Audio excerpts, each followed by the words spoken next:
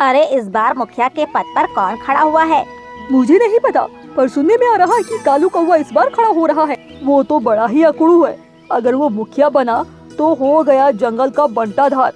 हमारे जंगल के लिए तो टुनी चिड़िया ही अच्छी नेता रहेगी, क्योंकि वो सबका कितना ध्यान रखती है। आप कहने के लिए तो कोई हरी तोता को भी अच्छा बता रहा है। और वैसे भी हमें क्या लाभ होने वाला है? चाहे कोई भी मुखिया बन जाए, लाभ तो उसे ही होगा जो नेता बनेगा। अरे तुम ऐसी बातें क्यों कर रहे हो? तुमने देखा नहीं, बूढ़ा कबूतर ने अभी तक हमारा कितना भला चाहा है। हाँ, पर हर कोई एक जैसा नहीं होता है। तो मैं चाह रहा था कि इस बार भी वही मुखिया बने। उन्होंने तो इलेक्शन लड़ने से ही मना कर दिया। चलो कोई बात नहीं, अब ये तो हमारी किस्मत है कि कौन मुखिया बनता है। इसके बाद सभी पंछी इसी तरह बातें करते रहे। जंगल में अभी इलेक्शन का माहौल बना हुआ था और कुछ उम्मीदवार थे जो चाह रहे थे वही जीते, जिनमें कालू कौवा, हरी तोता और टुनी चिड़िया थे। पर टुनी चिड़िया अभी खड़ी नहीं हुई थी। वो मन बना रही थी, क्योंकि उसे पता था वो इन दोनों के सामने टिक नहीं पाएगी, क्योंकि ये लोग पैसा, बल, बुद्धि हर तरह से काम करेंगे, जबकि टुनी चिड़िया बहुत ही गरीब थी। वो बुद्धि से तो काम कर सकती थी, पर पैसा और बल उसके पास नहीं था। क्यों टुनी चिड़िया, तुम इलेक्शन में खड़ी नहीं हो रही हो क्या? अरे नहीं, तुम्हें तो पता ही है कि कालू कौवा और हरी तोता के सामने मैं कहाँ टिकने वाली। अरे तुम ऐसा क्यों कर रही हो? तुम तो बहुत ही अच्छी नेता हो। तुमने मुखिया के साथ मिलकर कितने अच्छे अच्छे काम किए हैं। ये तो जंगल के ऊपर है कि वो किसे चुनता है। हाँ, ये तो तुमने बिल्कुल ठीक कहा। ये तो जंगल के ऊपर है, वो किसे चुनता है। इसलिए तुम भी खड़ी हो जाओ, शायद तुम ही हमारी मुखिया बन जाओ। और वैसे भी मैं तो चाहती हूँ कि तुम ही हमारी मुखिया बनो। ये सुनकर टुनी चिड़िया बहुत खुश हो जाती है और वो भी मुखिया के पद के लिए खड़ी हो जाती है। समय तेजी से गुजर रहा था। कालू कौवा अपना प्रचार जोरों शोरों से कर रहा था। वहीं हरी तोता भी जीतने के लिए बहुत पैसा खर्च कर रहा था। इन सब को देखकर टुनी चिड़िया बेचारी बड़ी ही दुखी थी, क्योंकि वो बस लोगों के सामने विनती कर सकती थी और वो वही कर रही थी। एक दिन टुनी चिड़िया अपना प्रचार करने के लिए जा रही थी। तभी उसने देखा एक चिड़िया का परिवार झाड़ियों में फंसा हुआ है और जोर जोर से चिल्ला रहा है, बचाओ, कोई तो बचाओ, हम लोग यहाँ फंसे हुए हैं। ये देखकर टुनी चिड़िया उसी तरफ गई और उन लोगों से कहा, अरे तुम लोग शांत हो जाओ, मैं अभी तुम्हें निकाल लेती हूँ। और ये कहकर उसने एक एक करके सभी को बचा लिया। पर एक चिड़िया का बच्चा उसी घर में फंसा रहा। इस पर उस चिड़िया ने कहा, मेरा एक बच्चा अभी भी इसी घर में है, उसे बचा लो वरना वो मर जाएगा। तुम चिंता मत करो, मैं अभी उसे निकाल कर लाती हूँ। वो झाड़ियाँ बहुत ही नुकीली थी। इसी के साथ झाड़ियों के नीचे बहुत तेज धारा में नदी बह रही थी। ये सब देखकर टुनी चिड़िया ने हिम्मत नहीं हारी और वो उन झाड़ियों में फिर चली गई। उस चिड़िया के बच्चे को लेकर आने लगी। तभी घोंसला नदी में गिर पड़ता है, जिससे वो चिड़िया माँ बहुत दुखी हो जाती है और आंखें बंद करके रोने लगती है। तभी किसी की आवाज आती है, ओ माँ, मैं आ गया। चिड़िया ने जब आंखें खोली तो उसने अपने बच्चे को पाया और टुनी चिड़िया को भी। चिड़िया ने टुनी चिड़िया का धन्यवाद किया और उससे कहा, मुझे बहुत खुशी है कि तुमने मेरे बच्चे की रक्षा की। आज के समय में तुम्हारे जैसे लोग कहाँ हैं जो अपनी जान को जोखिम में डालकर ये सब करे। ये सुनकर वो बहुत खुश हुई। वहीं ये बात जंगल में आग की तरह फैल गई। टुनी चिड़िया ने चिड़िया के बच्चे और उसके परिवार को बचाया, जिससे सभी लोग टुनी चिड़िया की वाहवाही करने लगे। वहीं जब ये बात कालू कौवा और हरी तोता को पता लगी तो वो लोग बहुत ही ज्यादा गुस्सा हुए। ये चिड़िया हमसे आगे नहीं निकल सकती है। हम लोग इतना पैसा खर्च कर रहे हैं इस पद को पाने के लिए, और ये बस मदद करके हीरो बनना चाहती है। इसे तो सबक सिखाना पड़ेगा। हाँ, तुम बिल्कुल ठीक कह रहे हो। भले ही हम दुश्मन हैं, पर अगर हमें इसे अपने रास्ते से हटाना है तो हमें साथ आना ही पड़ेगा। और ये कहकर हरी तोता और कालू कौवा एक साथ हो जाते हैं। एक दिन टुनी चिड़िया बाजार सब्जी लेने जा रही थी। तभी रास्ते में हरी तोता और कालू कौवा उसे घेर लेते हैं और उससे कहते हैं, बड़ी सबकी हीरो बन रही थी, अब अपने आप को बचा कर दिखाओ। अब हम तुम्हें नहीं छोड़ेंगे। मेरे रास्ते से हट जाओ वरना बहुत बुरा होगा। तुम हमारा कुछ नहीं कर पाओगी। क्योंकि मेरे साथ और भी कई सारे लोग हैं। और ये कहकर कालू कौवा ने टुनी चिड़िया के ऊपर हमला करवा दिया, जिससे टुनी चिड़िया बुरी तरह घायल हो गई। जब टुनी चिड़िया को होश आया तो वो अपने घर पर थी और उसके हाथ और पैरों में पट्टी बंधी थी। वहीं उसके घर पर बंटी कबूतर और वही चिड़िया थी जिसने उसकी जान बचाई थी। अरे टुनी चिड़िया, ये सब क्या हो गया? किसने किया? इस पर टुनी चिड़िया ने उन सभी को सारी सच्चाई बताई, जिसे सुनकर वो लोग बहुत गुस्सा हुए। उन लोगों की इतनी हिम्मत, जीतने के लिए वो लोग ये सब करेंगे। अब हम उन्हें बिल्कुल भी जीतने नहीं देंगे। नहीं, अगर तुम लोग इस तरह करोगे तो वो लोग अपने पैसे के दम पर फिर से हमला करवाएंगे। हमें शांत रहना पड़ेगा। वोट पड़ने दो, जब वोट खोलेंगे तो उन्हें पता लगेगा कि जीत किसकी हुई है। इसके बाद टुनी चिड़िया ने हिम्मत नहीं हारी और वो घर घर जाकर सभी से निवेदन करने लगी कि सभी वोट उसे ही दे, क्योंकि अगर जंगल को बचाना है तो उसे जिताना जरूरी है। वही सभी को पता लग चुका था कि कालू कौवा और हरी तोता ने क्या किया। एक दिन हरी तोता और कालू कौवा गौरी कोयल के घर पर गए और उससे कहा, अरे गौरी बहन, वोट तो हमें ही देना। अगर तुमने हमें जिताया तो हम तुम्हारा मकान पक्का बनवा देंगे। हाँ हाँ, क्यों नहीं, पर वोट किसे दूं? तुम तो दो लोग हो।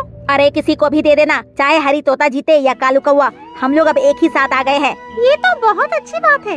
इसका मतलब टुनी चिड़िया अकेली है। अरे उसका क्या, मुझे नहीं लगता वो जीतने वाली है। ये तो भाई वक्त ही बताएगा। इसके बाद वो लोग वहाँ से चले जाते हैं और गौरी कोयल को एक मिठाई का डब्बा देते हैं। पर गौरी कोयल को सब पहले ही पता था। आखिरकार वोट वाला दिन आ गया और सभी पंछी वोट डालने गए। कालू कौवा और हरी तोता उन्हें घर से उठाकर वोट डलवाने ले जा रहा था। वहीं टुनी चिड़िया अभी भी सही नहीं हो पाई थी, जिस वजह से वो घर पर ही बैठी हुई थी, जिससे वो दोनों बहुत ही खुश हो रहे थे। शाम तक लगभग सभी पंछियों ने वोट डाल दिए। अब सभी को अगले दिन का इंतजार था और अगले दिन बूढ़ा कबूतर ने मुखिया के पद की घोषणा की। इस बार मुखिया का पद के लिए जो उम्मीदवार चुना गया है वो बहुत ही काबिल और होनहार है। मुझे उसी की उम्मीद थी और आप सभी ने उसी को जिताया। मुखिया जी, आखिरकार उसका? हाँ हाँ, क्यों नहीं कालू कौवा, उसका नाम है टुनी चिड़िया। ये सुनकर कालू कौवा और हरी तोता के पैरों तले जमीन खिसक गई, क्योंकि उन्हें उम्मीद नहीं थी कि टुनी चिड़िया जीत जाएगी और उन्हें इतनी करारी हार मिलेगी। वहीं टुनी चिड़िया की जीत से सभी पंछी बहुत खुश थे और टुनी चिड़िया खुद भी बहुत खुश थी कि इतने संघर्षों के बाद वो मुखिया बन गई। तो दोस्तों, हमें इस कहानी से यही सीख मिलती है कि जीतने के लिए कभी भी किसी का बुरा नहीं करना चाहिए, क्योंकि इससे हमें हार ही मिलती है। एक जंगल में कालू कौवा अपने परिवार के साथ रहता था। उस जंगल में बहुत सारे पंछी रहा करते थे। कालू कौवा जब भी घोंसला बनाता था, उसके घोंसले में कीड़े लग जाया करते थे, जिससे उसका घोंसला बहुत जल्द खराब हो जाता था। अरे ये क्या हो गया? फिर से मेरे घोंसले में कीड़े लग गए। मैं क्या करूं? मुझे फिर से नया घोंसला बनाना पड़ेगा। इस तरह तो घोंसला बनाते बनाते ही मेरा जीवन गुजर जाएगा। ये कहकर वो फिर से लकड़ियाँ लेने के लिए चला गया। तभी उसे रास्ते में टोनी चिड़िया मिली। टोनी चिड़िया ने जब कालू कौवा को देखा तो उससे कहा, अरे कालू कौवा, कहाँ जा रहे हो? क्या बताऊं, मेरा घोंसला फिर से खराब हो गया है, तो उसी के लिए लकड़ियाँ लेने जा रहा हूँ। हाँ, ये समस्या बहुत ज्यादा फैली हुई है। पता नहीं कैसे घोंसलों में कीड़े लग जाते हैं। मेरे घोंसले में भी कीड़े लग गए थे। मुझे तो हर हफ्ते अपना घोंसला बनाना पड़ता है। मैं तो बहुत ज्यादा परेशान हो गया हूँ। ज्यादा हुआ तो मैं तो जंगल छोड़कर चला जाऊंगा। जंगल छोड़कर जाने से क्या फायदा? कहाँ पर रहोगे? अरे बहुत सारी जगह है, मैं कहीं भी रह लूंगा। ये कहकर कालू कौवा वहाँ से चला गया। उसने फिर से अपना घोंसला बनाया। धीरे धीरे समय गुजर रहा था और एक दिन उसने देखा उसके घोंसले में फिर से कीड़े लग गए। ये देखकर वो बहुत गुस्से में आया और उसने कहा, अब मैं इस जंगल में नहीं रहूंगा। इस जंगल में तो कीड़े ही कीड़े हैं। ये कहकर कालू कौवा जंगल से चला गया और पास में ही पेट्रोल पंप पर उसने अपना घोंसला बना दिया। वहाँ पर घोंसला बनाने के बाद वो आराम से रहने लगा। एक दिन उसने देखा उसके घोंसले में कुछ कीड़े फिर से लग गए, जिन्हें देखकर वो काफी परेशान हुआ। अरे यहाँ भी इन्होंने नहीं छोड़ा, ये तो यहाँ भी लग गए, अब मैं क्या करूँ? तभी पेट्रोल पंप पर एक आदमी अपनी मोटरसाइकिल में पेट्रोल भरवाने आया, पर अचानक से वो पेट्रोल वाले आदमी से लड़ने लगा, जिससे पेट्रोल की नोजल ऊपर हो गई और कालू कौवा के घोंसले में पेट्रोल चला गया। कालू कौवा तो बच गया, पर उनका घोंसला पेट्रोल से भीग गया। वहीं उस आदमी ने जल्दी से मशीन बंद की और फिर से पेट्रोल भरा। वहीं ये सब देखकर कालू कौवा भी काफी ज्यादा घबरा गया। अरे बाल बाल बच गया, अगर मेरे ऊपर पेट्रोल गिर गया होता तो मेरा तो सत्यानाश हो जाता, पर मेरा घोंसला तो पूरा पेट्रोल से भीग गया, अब मैं क्या करूं? पर तभी उसने देखा जो कीड़े मकोड़े थे वो पेट्रोल के गिरने से मर गए। अरे ये कैसे हुआ? लगता है पेट्रोल की वजह से सारे कीड़े मर गए। अरे वाह, ये तो बहुत अच्छा हुआ। इसके बाद वो आराम से उसी घोंसले में रहने लगा। धीरे धीरे समय गुजर रहा था, अब उसके घोंसले में कीड़े नहीं लग रहे थे, जिससे वो काफी खुश था। एक दिन वो जंगल घूमने के लिए आया। उसने देखा वहाँ पर सभी पंछी बहुत ज्यादा परेशान थे, क्योंकि उन्हें कीड़ों से बहुत ज्यादा दिक्कत थी। ये देखकर कालू कौवा ने अपने आप से कहा, क्यों ना मैं पेट्रोल को बेचने लगूं, जिससे इन लोगों के कीड़े भी मर जाएंगे और मुझे मुनाफा भी होगा। पर मैं पेट्रोल कहाँ से लाऊंगा? ये कहकर कालू कौवा काफी देर तक सोचता रहा और उसने फैसला किया कि रात के समय वो पेट्रोल चुराया करेगा। रात हुई, सभी सो रहे थे। कालू कौवा चुपचाप से पेट्रोल पंप पर गया और उसने अपनी एक बाल्टी पेट्रोल से भर ली और चुपचाप से वहां से उड़ गया।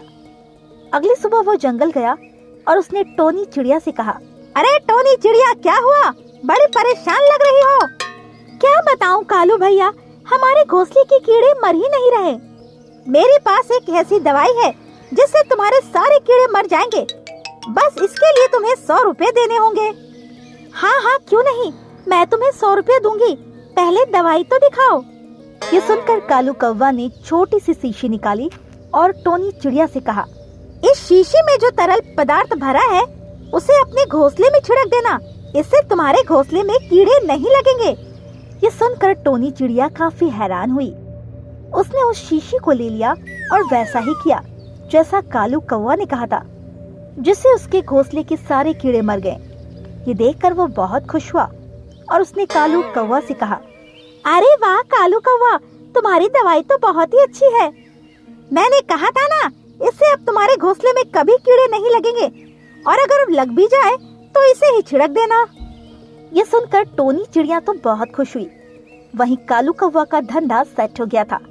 उसने इसी तरह जंगल में बहुत सारे पंछियों को पेट्रोल बेचा।